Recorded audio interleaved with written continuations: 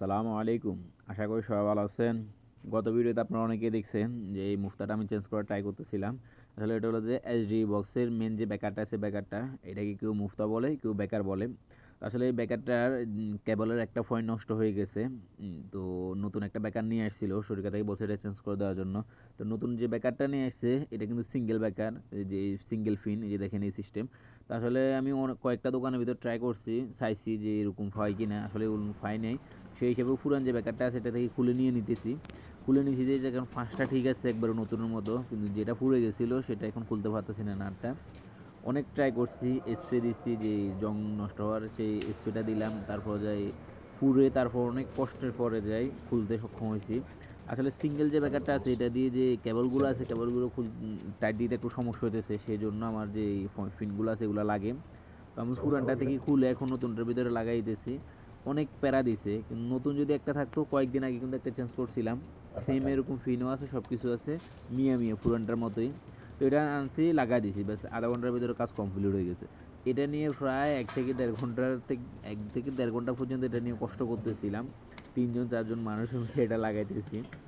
আসলে 3 জন 4 জন লাগে না, এখানে 1 2 জনই লাগায়। তো আসলে সবাই এখানে বসে রয়েছে আর কি, অন্য কোনো কাজ নাই, সাব্বাকের আর অন্য কোনো কাজ নেই, এর কাজও নাই। তো সবাই আমরা এখানে বসে রয়েছি, বসে কাজ করতেছি। আমাদের সাথে কিন্তু আমাদের মুদিরও ছিল, উনি হেল্প করতেছিল আমাদেরকে।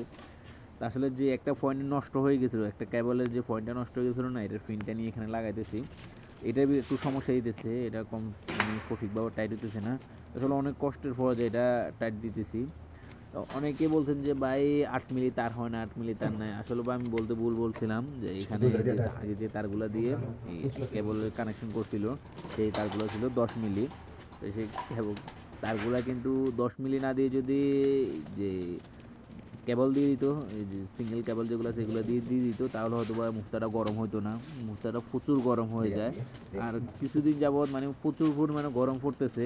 গরমের কারণে কিনা জানি না, এসির যে সুইচগুলো আছে সুইচগুলো অতিরিক্ত গরম হয়ে যাইতেছে, না হলে যে প্লাগ লাগানো আছে প্লাগগুলো ফুরে যাইতেছে, আর না হলে সুইচগুলো ভিতরে ফুরে, তারগুলো সব ফুরে একবারে মনে করেন যে কোয়লার মতো হয়ে যাচ্ছে ভিতরের সাইডে।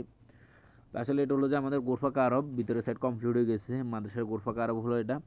তো এটার ভিতরে যে শরিকা থেকে যে কেবলগুলো আসছে এগুলো থেকে কিন্তু এক্সট্রা হবে একটা রুমের ভিতরে এই ইয়াগুলা দিয়ে দিছে, ব্যাকারগুলো দিয়ে দিছে। এখানে 125 অ্যাম্পিয়ার আছে, 100 অ্যাম্পিয়ার আছে, 160 অ্যাম্পিয়ারের মুফতা আছে। মানে মোটরের জন্য আলাদা, কারেন্টের জন্য আলাদা, ফায়ার সার্ভিসের জন্য আলাদা, তারপর যায় এসির জন্য কিন্তু আলাদা আলাদা মুফতা সবগুলো এখানে। ভিতরে যতগুলো তাবলন আছে ততগুলো ব্যাকার কিন্তু এখানেও আছে। তা আসলে এটা বাংলাদেশের সিস্টেম না, এখানে হলো যে একটা রুমের ভিতরে এক্সট্রা হবে